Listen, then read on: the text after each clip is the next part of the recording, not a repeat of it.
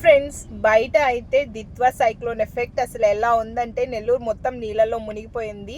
So vehicles వెళ్ళడానికి కూడా అవ్వట్లేదు అనమాట. ట్రాఫిక్ కూడా చాలా ఎక్కువగా ఉంది. సో అందరూ కూడా ఇంట్లోనే ఉండండి. ఏదైనా ఎమర్జెన్సీ అయితేనే బయటకు రండి.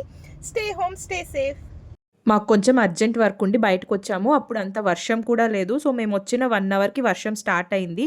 జస్ట్ హాఫ్ అన్ అవర్లో మొత్తం రోడ్స్ అన్నీ ఇలా వాటర్తో ఫిల్ అయిపోయాయి.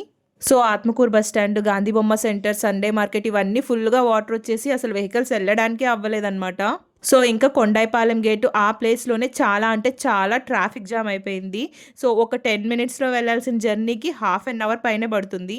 జస్ట్ వర్షం అయి ఉంటే అంత ఇబ్బంది అయి ఉండేది కాదు. ఇలా రోడ్ మీద వాటర్ అన్నీ నిలిచిపోవడం వల్ల నడిచి వెళ్ళే వాళ్ళకి, బైక్లో వెళ్ళే వాళ్ళకి అయితే చాలా ఇబ్బంది.